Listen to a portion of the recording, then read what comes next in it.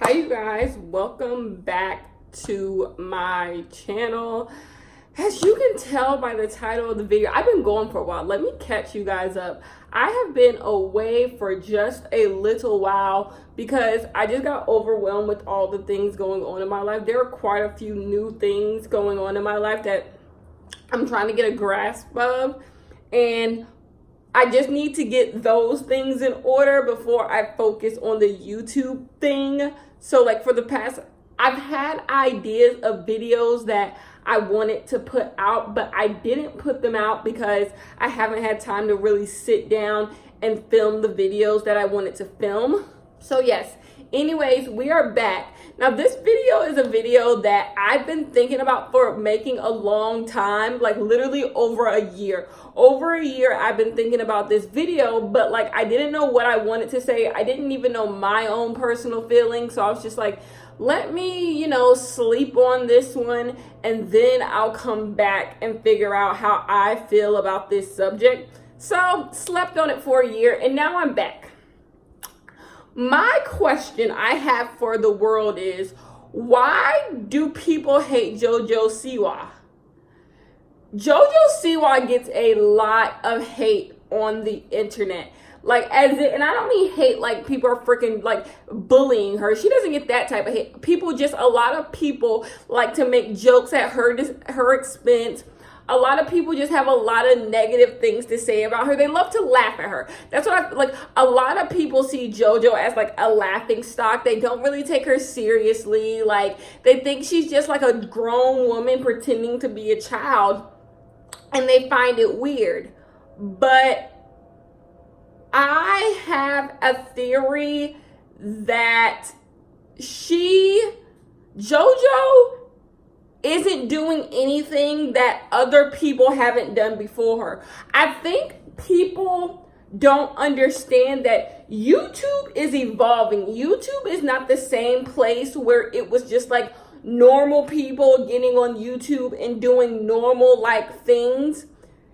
YouTube is now a platform to where you don't have to be an everyday person or talk about everyday things to have a YouTube channel. We have now seen the emergence of YouTube personalities, where their personality is geared strictly towards YouTube. Other people have kind of tried to do this before, like a Shane Dawson, a Trisha Paytas, but they always tried to make it seem like whatever personality they were giving off was a part of them. They never tried to really say they were playing a character. Only until after the fact, they tried to present whatever weird, quirky thing they were doing as their personality. But I feel like JoJo Siwa is the first person who is presenting herself as a personality. Like, she is clearly just a personality. She is clearly just she is just a marketing tool. She is a marketing tool. And I feel like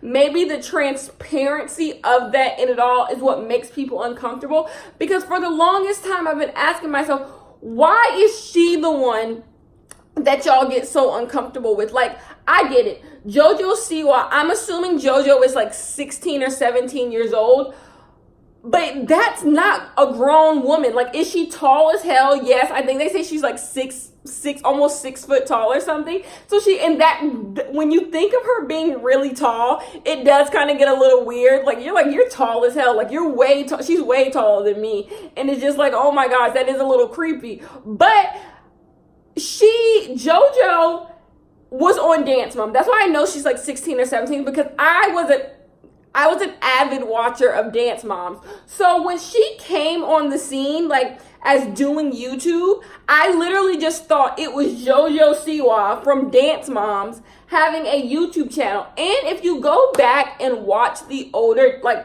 her episode, it wasn't the older episodes of Dance Moms. She came into Dance Moms halfway through. She kind of has the same exact personality. Like, none of it seemed fake to me because she was always this, loud, bubbly, bows in her hair type of girl when she was on Dance Moms. So what JoJo was able to do was she was able to create a personality that kids would buy into. And I feel like we live in the age where celebrities and influencers try to be uber relatable. Like, we are in the relatable trend. I wish the relatable trend would end. Everyone feels like they need to be relatable, from the kids to the adults. Everyone feels like they have to be ridiculously relatable in order for them to be successful. But I'm like, remember the days when celebrities weren't relatable? Like, the fact that they weren't relatable is what made me curious about what they were up to. Like, nowadays, celebrity has no ambiguousness. It has no secret, no mystery. Like, and that's why none of us care about these new age celebs. That's why you don't see new celebs that, like, no new celebrity gets treated the way the Rihannas and the Beyoncés and all those, and the Britney Spears and the Timberlake. No one gets treated the way those people got treated, because these new age celebrities are uber exposed. Like, we see them all the time. If you're not seeing them on Snapchat, you're seeing them on Instagram. If you're not seeing them on Instagram, you're seeing them on Twitter. Like, we see them every single place.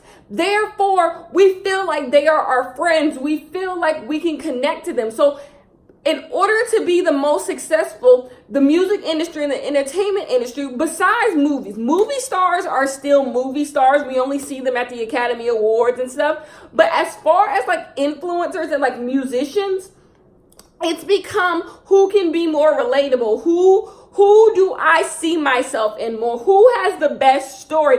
And I am so tired of that. Remember back in music when people had eras, when Rihanna dyed her hair red for the loud era, when Beyonce was wearing all that armor for I Am Sasha Fierce, when she had that big weave when she was doing like, people had eras. Remember when Rihanna was doing rated R? Remember when Christina Aguilera was doing the stripped era? Do you remember when Pink had her misunderstood era? Like, people had eras. Like, you could look at a picture of them, look at an old picture of Beyonce, and you can tell exactly what year it's from, what album was out, because people were larger than life. Everything about them showed that they were not relatable to you. That is what makes celebrity. That's why I still love Beyonce and Rihanna till this day, because there's something mysterious about them. There's something I can't have. There's something out of this world about them. And that's what a celebrity-ness is for. That's what keeps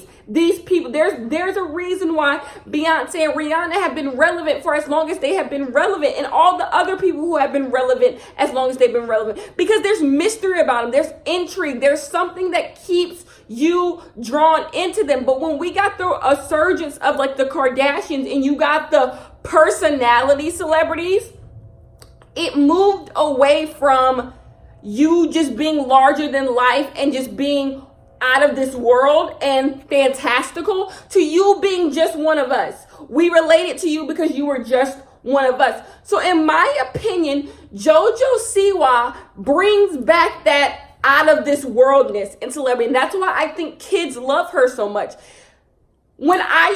Everyone knows I love Miley Cyrus. I don't love Miley Cyrus for who she is now. I love Miley Cyrus because I remember when I was a kid watching Hannah Montana. I remember when I used to sit on my bedroom floor and watch Hannah Montana. I remember how out of this world Hannah Montana seemed to me. I remember how I thought her clothes were cool. I wanted her closet. I wanted to sing. I wanted to be her. I remember that. And it was not because I could relate to Hannah Montana. It was because I wanted to be like Hannah Montana. I thought everything about her world was whimsical and fantastical. That is why I wanted to be like her. It had nothing to do with the fact that we were friends and she was relatable and this, that, and the third. So to me, JoJo Siwa shows this shift in direction to where you don't have to be relatable.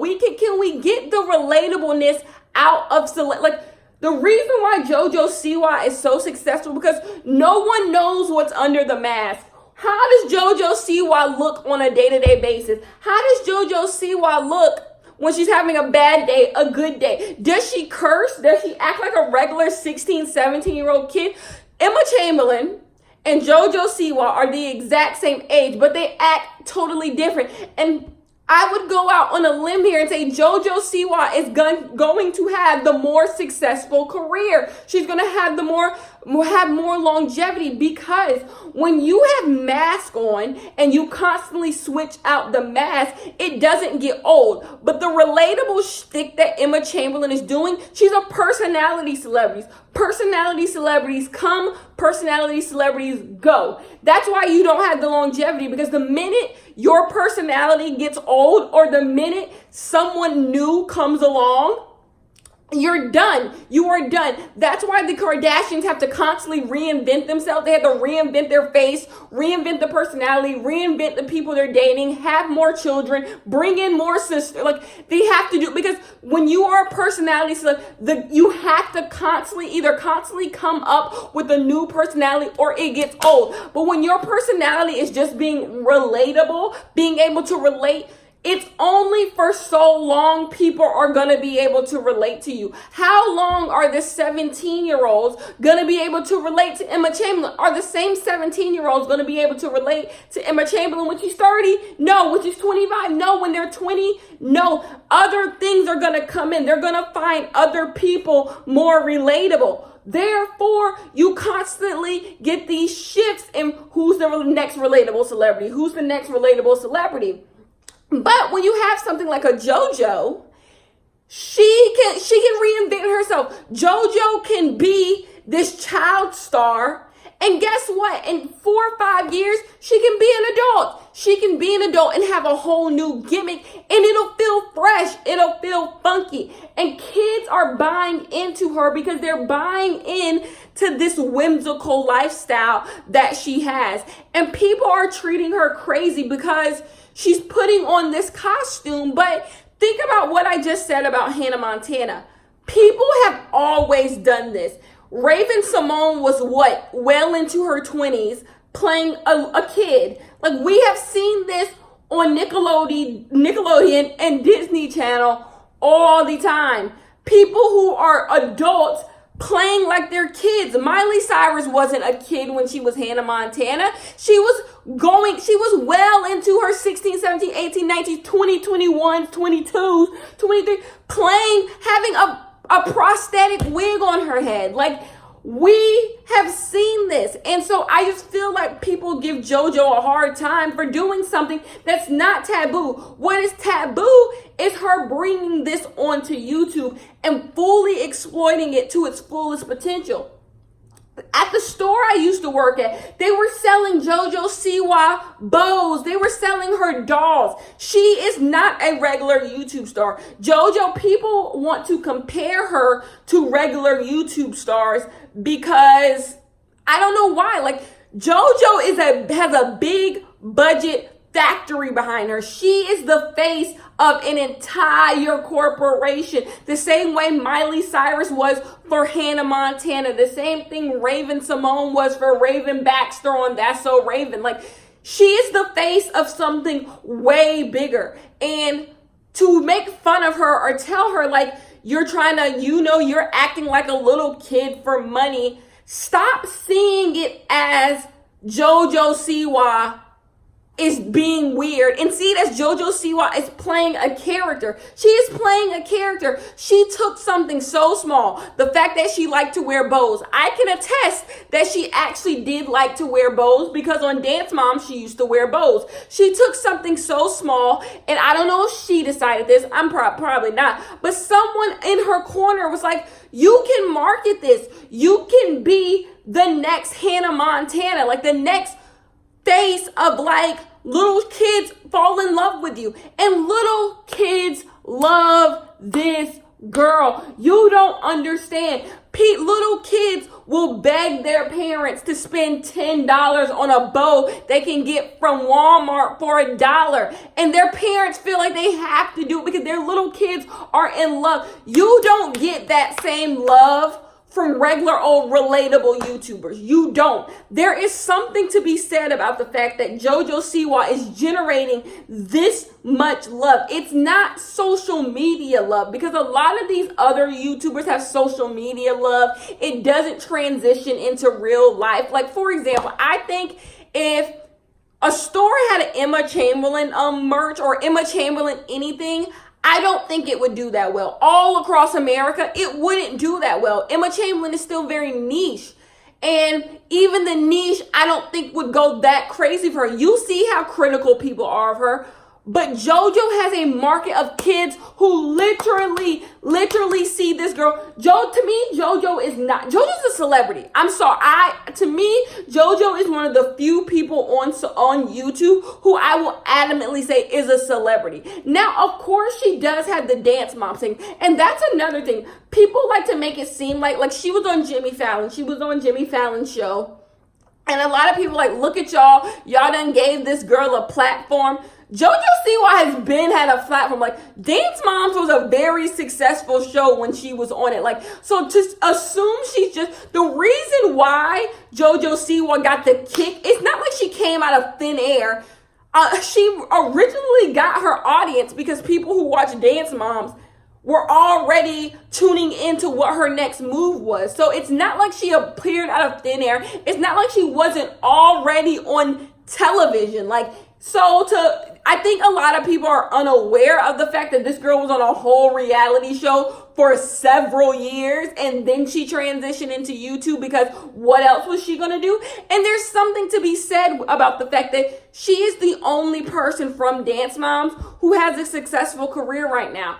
This is back to some Dance Moms tea. Maddie Ziegler was supposed to be the chosen one on Dance Moms. She was supposed to go on and have careers. If you don't know who Maddie Ziegler is the girl who in the CS Chandeliers video, so the girl dancing in the Chandeliers video, that is Maddie Ziegler. So she was doing that before JoJo was doing shit. And so people were expecting Maddie to be the breakout. But what JoJo realized was, how far can dancing get me? We learned from Maddie not very far. So she picked up a personality. She took a personality she already had and made it larger than life. Why are y'all faulting her for that? To me, it was a smart business move. I don't think it's weird. And that's the biggest thing. People are she gonna do this till she's 50 years old? Of course she won't do this until she's 50 years old. She'll pick up something else. But by that time, she's already made enough money to where her next transition, whatever that may be, could be anything. Her next transition could literally be anything. The same way all these other childhood celebrities made transitions. And maybe she doesn't do shit. Who knows? But for right now, I don't think there is any issue in what she is doing. She makes family-friendly content. We are so used to nowadays seeing 15, 16, 17-year-olds curse out their moms and talk all this shit and look like 30-year-old women on the gram. We are so used to children not acting like children anymore that when we see a 16, 17-year-old girl with a bow in her hair, we think it's the most outlandish thing. We think it's the most unoriginal, uncreative, gimmick we've ever seen. But I'm just y'all remember watching Disney Channel. We all watched Disney Channel. We all watched Nickelodeon. How old did y'all think those were? How old you thought iCarly was? We've seen 16-year-olds act like little kids. We've seen them do outrageous things. We've seen grown adults on these shows doing ridiculous things for a check because children buy things. Children tapping into the children's market on YouTube. We all have a snotty-nosed toddler in our life who all they do is watch YouTube. We all have one where you give them your phone and they watching people uncut shit on YouTube, play with toys, watching JoJo. We all have a snotty-nosed toddler who that is all they do. So this is way more, this generates way more revenue this way. It does. Having an online personality is the way to go because kids aren't watching television like that. They're not watching cable.